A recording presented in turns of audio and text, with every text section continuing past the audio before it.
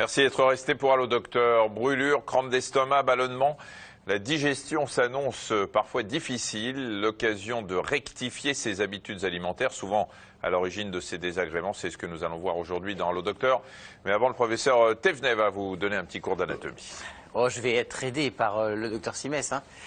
On va regarder comment se passe donc cette digestion. Elle commence évidemment au niveau de la cavité buccale. Les dents vont découper en petits morceaux les aliments. La salive les humidifie, va libérer des enzymes qui fragmentent en partie les chaînes de sucre et d'amidon qui sont dans nos aliments.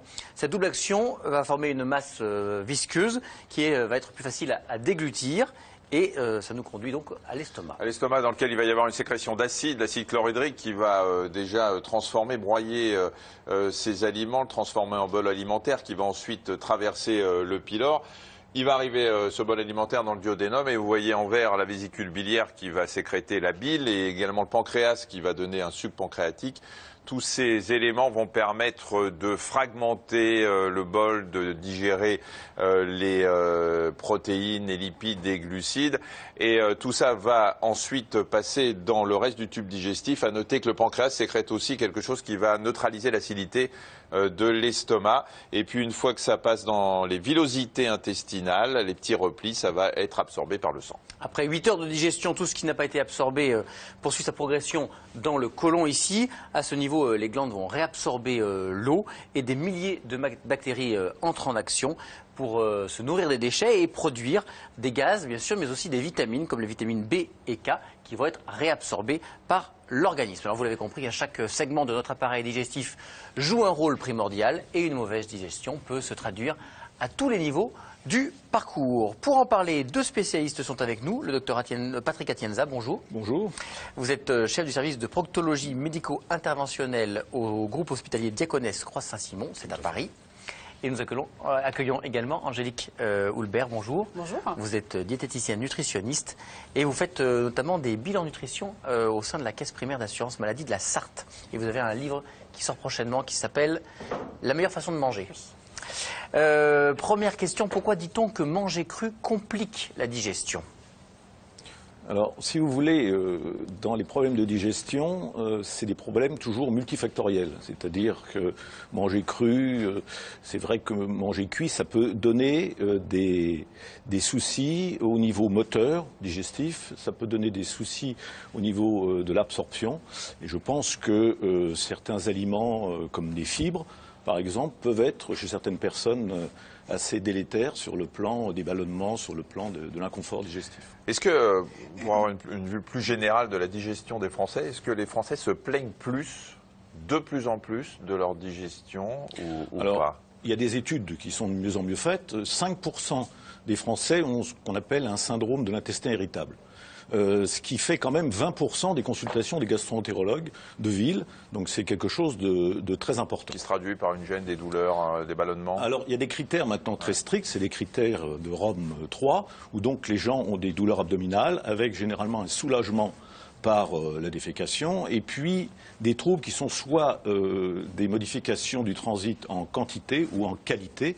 Et ça s'associe à des critères sur les matières qui sont plus ou moins dures, la diarrhée ou la constipation. Quels fruits, légumes, viande, poissons, produits laitiers, céréales privilégiés je crois que c'est la question qui fait l'émission. Ouais. Pour améliorer sa digestion, demande Lulu. Alors, effectivement, on peut repartir aussi sur le cru et le cuit. Les gens supportent mieux quand c'est cuit. Il faut aussi bien mastiquer.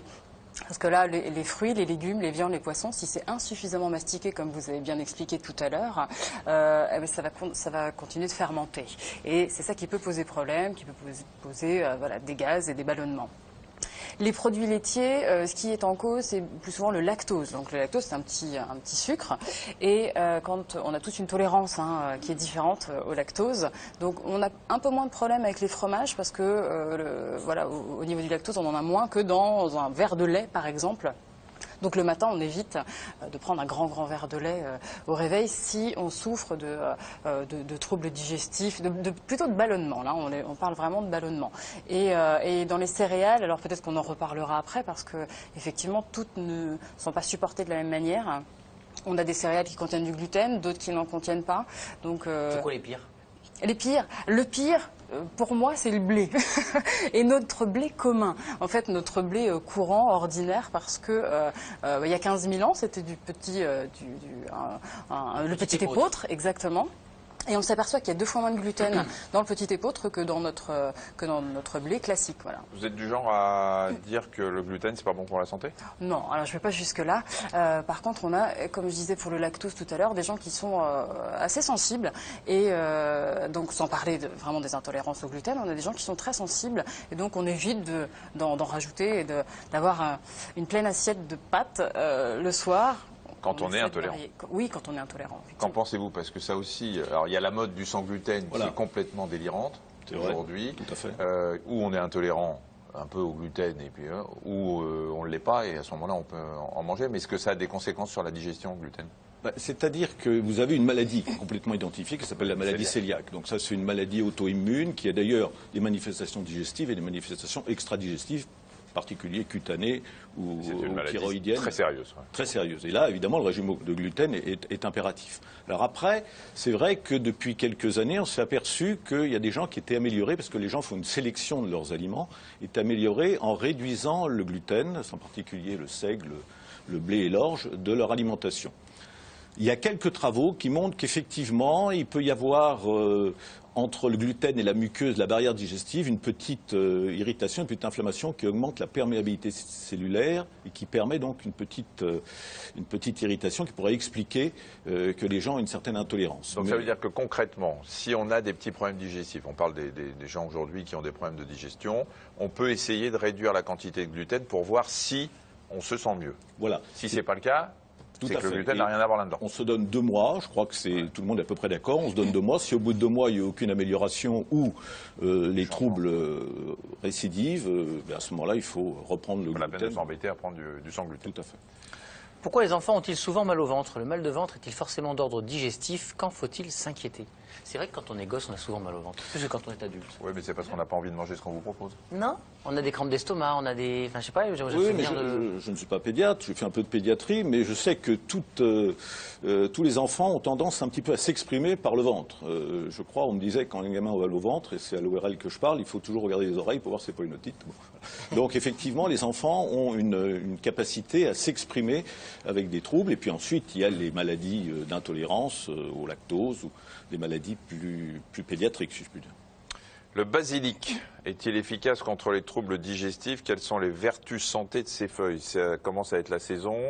Oui. Les tomates n'ont aucun goût aujourd'hui, mais ça ne va pas tarder. Oui, donc on va pouvoir mettre un peu de basilic dessus. Le basilic, oui, tous les aromates, on va dire. Alors je ne parle absolument pas des épices, parce que là, les épices comme le poivre, les épices fortes peuvent perturber au niveau digestif, les reflux, etc.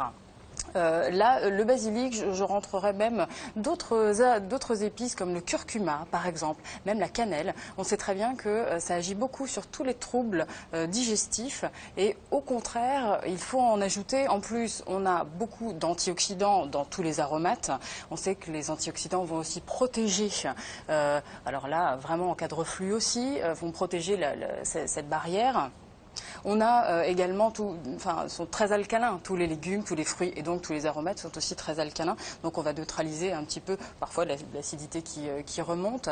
Donc oui, bien sûr, le basilic et je dirais vraiment beaucoup plus largement nos petits aromates. Toutes les herbes aromatiques. Persil, etc. Alors, on ne met pas dedans l'ail, l'oignon, les poireaux, les échalotes. Là, effectivement... oui, je parle pas... Ça, c'est pas des herbes aromatiques. Non, non, mais on l'utilise. Je parle plutôt coriandre, basilic, thym, romarin, sauge, laurier. Et tout ce que vous pouvez avoir dans vos jardins en tant qu'aromate, oui, bien sûr. Je tolère de moins en moins les matières grasses. Est-ce normal en vieillissant? Et avez-vous quelques astuces pour cuisiner moins gras? Oui, on va voir ça avec un reportage. Bien digéré, c'est aussi bien cuisiné. Technique de cuisson, assaisonnement, choix des produits. Un chef vous donne ses astuces pour un repas léger et facile à digérer. Reportage au Mans de Guillaume Morinet et Claude Pavlec. Au menu aujourd'hui, un repas diététique facile à digérer car allégé en matière grasse. Et on commence par les entrées. On va faire une galette avec le blanc d'œuf, les épinards. Et puis on va faire à côté tout simplement une petite salade de choux avec la sèche. Et pour commencer, la galette. Il faut compter 400 g de farine de sarrasin très riche en fibres, 600 g d'eau et 3 œufs. La pâte doit reposer une nuit complète pour être fluide et légère.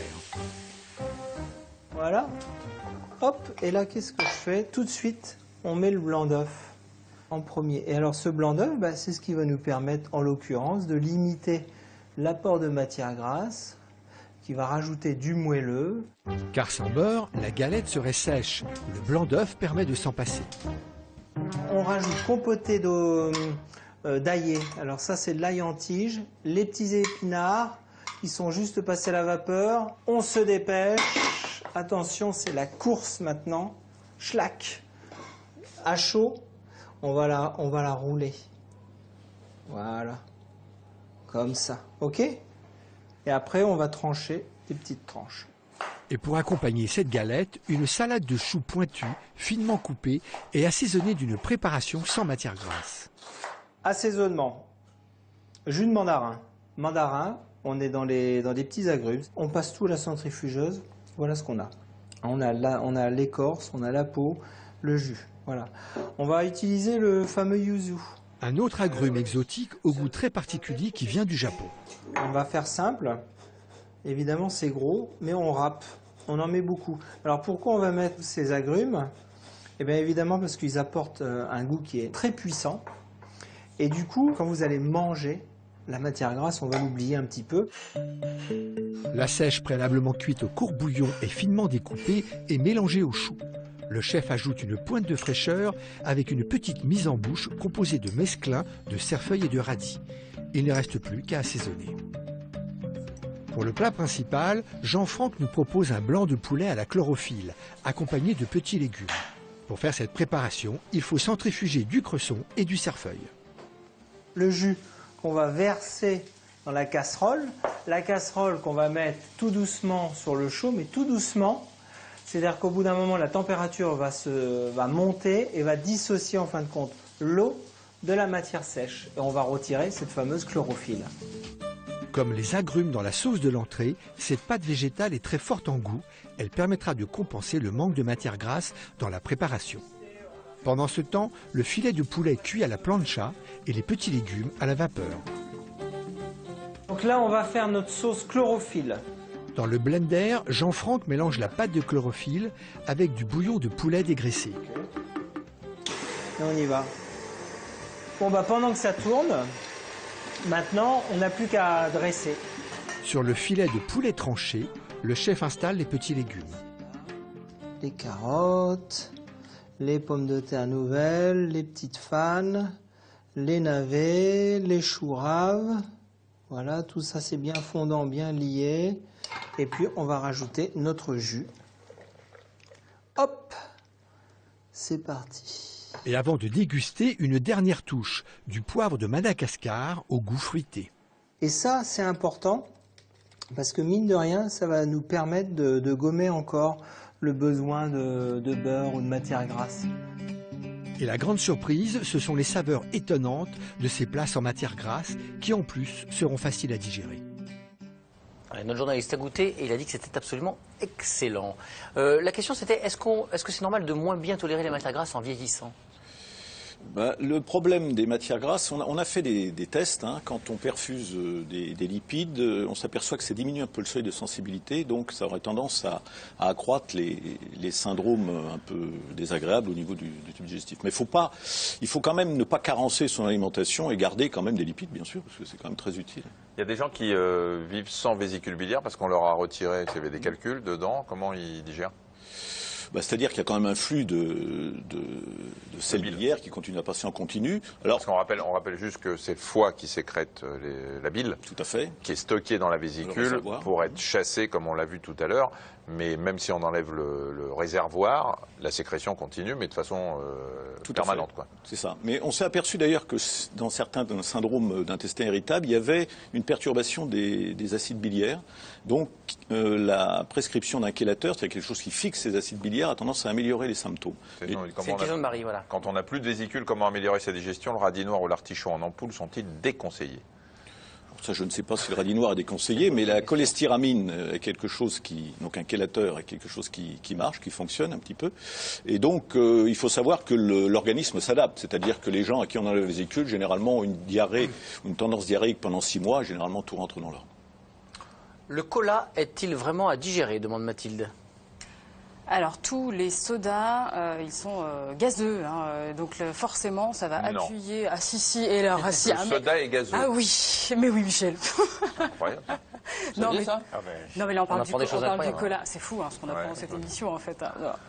Et donc, forcément, ça va appuyer au niveau de votre estomac et au niveau de l'abdomen aussi. On va avoir vraiment une surpression, une distension. Donc, non, ça n'aide pas à digérer. En plus, alors sans parler de tout ce qu'il y a dans ces sodas et dans ces colas en termes d'additifs et de sucre. Et on sait très bien que le sucre aussi ne va pas aider non plus nos petites bactéries parce qu'au contraire, elles sont très friandes.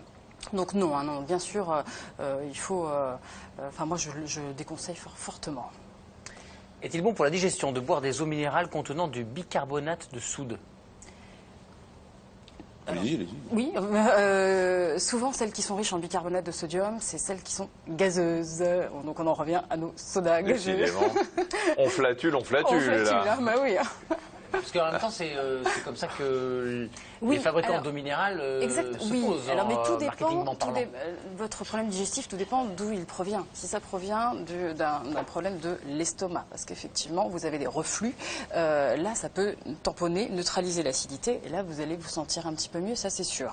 Par contre, si votre problème est plutôt intestinal, là, je dirais qu'on va ajouter du gaz et donc forcément c'est moins bien. Il faut vraiment bien différencier, savoir ce qu'on veut, ce qu'on cherche. Si on veut éviter les bulles, on peut mettre une cuillère à café de bicarbonate dans un verre d'eau. Également, oui, on peut aussi cuire, par exemple, là on a vu dans le reportage les choux, on peut aussi les cuire avec un petit peu de bicarbonate de sodium, ça permet d'améliorer la digestibilité de tous ces choux, de tous ces crucifères. Quand même, il paraît que le chou pointu, il n'y a pas de problème. C'est ce que le cuisinier a dit. Non, vous disiez que vous aviez essayé ça avec Guillaume Morinet. Moi j'ai essayé, c'est bien. Vous n'avez pas été ballonné? Non, pas avec le chou pointu. C'est bien. Avec les autres choux, vous ballonnez? Davantage. Vous flatulez? Non, on arrête là. On a dit pas les questions personnelles tous les jours. Oui, c'est vrai. Tous les jours, je vous le rappelle, Michel. Quel que soit le menu, quand je mange juste un peu plus que d'habitude, je me sens lourd pendant plusieurs heures. Y a-t-il des mouvements qui m'aideraient? Oui. Non? Vous voulez pas lancer le reportage? Éventuellement. C'est pas mal, d'accord. Donc dans ce cas-là, c'est une transition. C'est une transition. Eh bien, l'ostéopathie, figurez-vous, peut s'avérer efficace en libérant les tensions musculaires abdominales. Explication avec Guillaume Morinet et Claude Pavlec. Il y a 2-3 semaines, j'ai mangé en fait des fruits de mer et j'ai eu une intoxication alimentaire. Et je me suis pas vraiment remise de ça, quoi. Je sens que j'ai des remontées acides. Je vais vous laisser vous mettre en sous-vêtements et après on va passer sur la table. D'accord. Et ce n'est pas chez son généraliste que Sophie est venue aujourd'hui pour soulager ses douleurs, mais bien chez son ostéopathe. Je vais chercher à travailler directement dans la zone qui bloque et en fait par un système de massage très spécifique, très doux, mais localisé, voilà, je peux redonner un petit peu plus d'élasticité. Voilà, tout simplement. Ça va? En fait, voilà, exactement là. Quand vous appuyez là, je sens carrément dans le dos. Les tensions que ressent Sophie dans son dos peuvent être à l'origine de ces douleurs digestives, car nos viscères sont attachés par des ligaments et des muscles, notamment aux os du bassin et aux vertèbres lombaires. L'ostéopathe va supprimer ces tensions par une manipulation du bassin. Ça craque. C'est maintenant dans la zone du diaphragme que l'ostéopathe va rechercher des tensions. Donc là, je suis en regard du diaphragme, d'accord, qui est un muscle qui est excessivement important, puisque quand il va se contracter, se décontracter, il va mobiliser l'ensemble du système digestif, d'accord.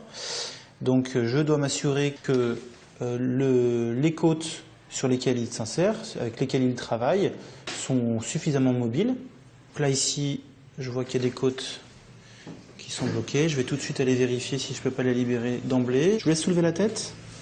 Voilà. Vous relâchez complètement, voilà, ça libère tout de suite. Voilà, ça va, vous êtes toujours avec moi? Oui. Voilà, très bien. Ça va, ça fait pas mal? Oui, ça va. C'est tranquille. Ça a craqué, quoi. Ça a craqué. La séance est terminée, l'ostéopathe vérifie que les tensions responsables des douleurs digestives ont disparu. Et vous pouvez remonter. Donc on a relâché les tensions dans la zone, on a relâché les tensions au niveau du diaphragme, on a relâché les tensions spécifiques au système locomoteur. En fait, elle va avoir une amélioration globale de sa mobilité et donc en fait son corps va pouvoir retrouver toutes les armes qu'il a pour fonctionner correctement. Une séance de 45 minutes qui semble avoir des effets immédiats sur Sophie.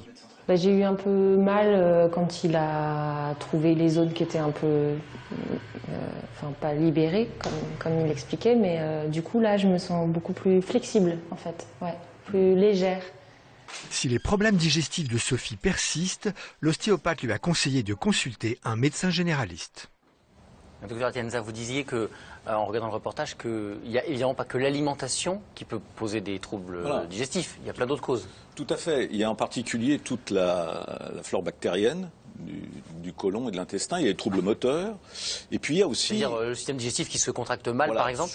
Au niveau du grêle, surtout, qui se contracte de façon un petit peu brutale, si je puis dire, ça donne des crampes, ou ce qui ne se contracte plus, et ça donne à ce moment-là des ballonnements. Mais il y a aussi tout ce qui est le côté, je dirais, cortical. Et à ce moment-là, on sait très bien que dans les syndromes d'un intestin irritable, 30% des gens qui en souffrent ont eu des abus sexuels, alors qu'ils vont d'abus sexuels très légers à des choses plus gênantes, mais dans leur enfance. Et donc, il y a quand même tout un côté... Intervention du cerveau. Quoi. Voilà, qui explique que, par exemple, l'hypnose marche. Est-ce que le fait, pour les gens qui ont des problèmes digestifs, quels qu'ils soient, le fait de manger trop, quel que soit l'heure de la journée, quel que soit le repas, est un facteur qui augmente ces troubles digestifs? Parce que récemment, on parlait du Japon, où ils mangent qu'à 80% de leur satiété. Ils arrêtent avant de ne plus avoir faim, et ils ont peut-être moins de problèmes digestifs que nous. Oui, c'était la technique de M. Chaban-Delmas, qui mangeait beaucoup moins, il s'arrêtait toujours de son repas, et il avait encore faim. Voilà. Donc oui, je crois qu'il ne faut pas manger de façon excessive. Et puis, le rythme que nous impose la société est un peu curieux. C'est-à-dire qu'il faudrait bien manger le matin, moyennement le midi, et peu le soir, ce qui est quand même un petit peu incompatible, parce que quand vous invitez des gens et des amis, c'est plutôt le soir. Oui, mais c'est ce qu'ils font aussi là-bas, d'ailleurs. Voilà, tout à fait. Et donc, oui... Oui, vraiment, on essaie de morceler les repas quand on souffre de lourdeur. Et de manger lentement. Et de manger lentement et de bien mastiquer, surtout, et de bien prendre conscience de ce qu'on est en train de faire, justement pour essayer de voir un petit peu ce sentiment de satiété qui, il est vrai, arrive tard, trop tard. Et plutôt, je sais que le problème, c'est souvent le midi. Et le midi, les gens mangent entre deux. Donc il faut se dire, peut-être garder le fruit ou justement pour le goûter, par exemple. 4 ou 5 petits repas plutôt que 2 à 3 gros par jour, est-ce que c'est une bonne solution? Alors tout dépend de ce que vous mettez dans vos petits repas. Si c'est du grignotage et si c'est de la malbouffe, entre guillemets, non, bien sûr. Mais 5 portions de frites, mais des petites. Mais des petites et au goûter, ça peut être pas mal. Oui, bien sûr, si socialement vous pouvez le faire, oui, bien sûr, on essaye de morceler un petit peu. On essaie d'augmenter parfois un petit peu certaines fibres. Alors certains oléagineux, c'est une bonne idée. Quelques amandes, quelques noix de cajou, quelques noisettes. Oui, ça, les diététiciennes recommandent beaucoup ça. Hein. C'est oui, les amandes, même le matin au petit-déj. On parlait alors effectivement, le matin, en plus, non seulement il y a des bonnes graisses, mais des bonnes protéines. Ça vous permet de fabriquer de la dopamine et au moins d'avoir la pêche, d'être content d'aller travailler. Donc oui, enfin, bien sûr, on essaie de morceler. On n'a pas besoin de prendre des amandes, on est tellement heureux. Hein. Savoir que je vous retrouve le matin, moi, Michel, vous savez. Ouais. Écoutez, on va s'arrêter là. On n'a dit rien d'intime. Juste une dernière question, est-ce qu'il vaut mieux boire avant ou après avoir mangé ou un peu tout au long du repas? Moi, personnellement, je pense qu'il faut prendre un verre d'eau fraîche le matin au lever. Ça, c'est une bonne chose, parce que le tube digestif dort pendant la nuit. Donc, il vaut mieux le réveiller, je dirais, en douceur. Et puis l'eau fraîche, ça fait aller, en tout plus. À fait. Si vous... Avec un peu de citron, si vous ne souffrez pas de gastrite, bien sûr, ou d'ulcère, avec un peu de citron, vous améliorerez... forcément les problèmes digestifs. Merci. Merci pour vos réponses. On vous retrouve, Angélique, pour un chat pendant 1 heure pour les téléspectateurs qui le souhaitent. Vous serez accompagné d'Elisabeth Cadieux, qui est également diététicienne nutritionniste. Vous vous rendez sur allodocteur.fr et toutes les deux sont à votre disposition pendant 1 heure pour répondre à toutes vos questions. Merci. Merci à vous. Merci. On retrouvera lundi Benoît. C'est ça. Et Marina. C'est ça toujours. Parce que moi, je prends quelques jours aussi. Voilà. On parlera de la charcuterie, on reste dans l'alimentation. Ah, je regrette de ne pas être là. Ah, bah j'imagine, j'espère qu'on goûtera. Allez, passez un bon week-end. Bon week-end à tous.